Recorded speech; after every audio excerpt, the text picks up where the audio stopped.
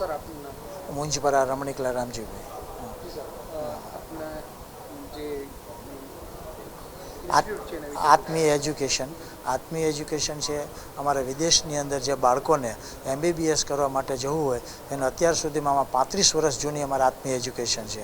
અને MBBS જે કરવા માટે જવું હોય અમારી જે કોલેજ છે એ જોર્જિયાની અંદર છે. એ જોર્જિયાની અંદર જે કોલેજ છે એ SCU છે કોલેજ છે અને જોર્જિયા નેશનલ યુનિવર્સિટી છે.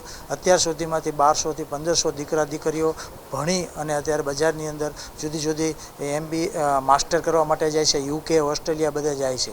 અને ત્યારબાદ અત્યારે અમારી નીચે MBBS માટે લગભગ 3000થી વધારે સ્ટુડન્ટ અત્યારે અમારા અંડરમાં એ ભણી રહ્યા છે. ત્યાં રહેવાની, જમવાની, ખાવા પીવાની સંપૂર્ણ સુવિધાઓ અને ગુજરાતી ભોજન, ફૂડ બધું ત્યાં અવેલેબલ હોય છે. અમારું કેવું LIC જેવું દીકરા દીકરીઓ અહીંથી જાય ત્યાંથી સંપૂર્ણ આવે ત્યાં સુધીની સંપૂર્ણ જવાબદારી અમારે આત્મીય એજ્યુકેશન છે. અત્યારે બધાને MBBS માટે દર વર્ષે અમે 1100 થી 1200 દીકરા દીકરીઓને અમે ત્યાં મોકલીએ છીએ. જોર્જિયા અને ફિલિપાઇન્સ 2 જગ્યા છે.